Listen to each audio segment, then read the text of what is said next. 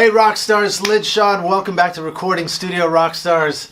Today I'm excited because we're doing another super fun unboxing video. It's a really special piece of gear. It comes from one of our new sponsors on the podcast, Tegeler Audio Manufaktur stereo mastering compressor in EQ interface that is going to be really exciting. I'll be able to set this up in my studio, mix right through it, track through it, do whatever I want.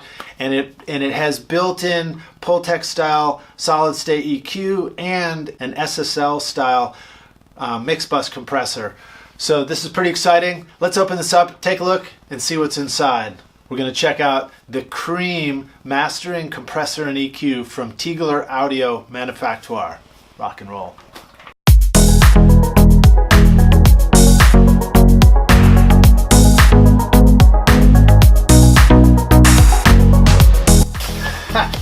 This is amazing. Look at this. This is really, really cool.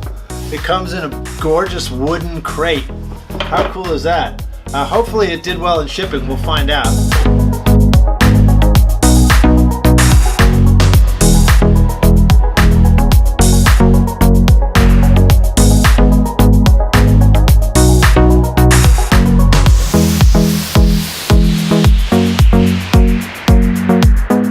Alright, so we've opened the crate. It's got some cool stuff in here. Let's kind of see what's in this thing.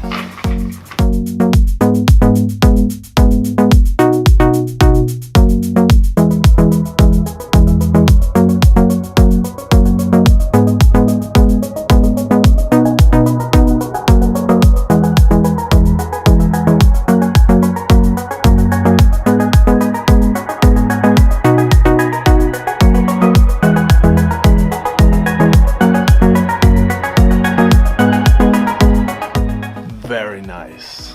So this is what it looks like. You got your power switches, your meter. On the top there, you'll notice that we've got the EQ controls, and below that are all the compression settings. All right, so just looking at this thing in the front, we've got an in switch and a bypass switch for settings right there. We have a side chain low cut, so we can do full frequency, or we can filter out everything below 120 hertz on the side chain, or below 60 hertz on the side chain. We have EQ into compression or compression into EQ, so we can decide which one of these is going to go first and which one is going to go second in the chain, and that should affect the sound somewhat. We have a low boost, and all of these are detented, so they're switchable for easy recall. So we've got low frequency boost, we've got the low frequency select. You can do 20 hertz, 30 hertz, 60, 100, 140, or 200. And then we have a high frequency. So we can select 10, 20, 16, 18, 20, or 24, which I imagine is sort of like an air frequency once we're getting above those high frequencies. And then we have the high boost there. And then this is output of the entire unit. So we can set our output and make sure that we're coming back into the DAW at the right settings. And then down below, we have our threshold settings for the compressor. We have our attack settings, which run from 0.1, 0.3, 1, 3, 10, or 30, followed by the release settings, again, 0.1, 0.3, 0.8, and 1.2, or auto mode. Auto, I know, can be really handy, and I know a lot of mixers have talked about the value of using auto on your release setting. And then the ratio. I've got a 1.5 for a very subtle, sort of a mastering style compression, and then 2, 4, and 10 are much more familiar, like my SSL style compressor. And then of course you've got the output here, and then we've got a meter, which is gain reduction. And then we got a power switch, so we can turn it on and off right here.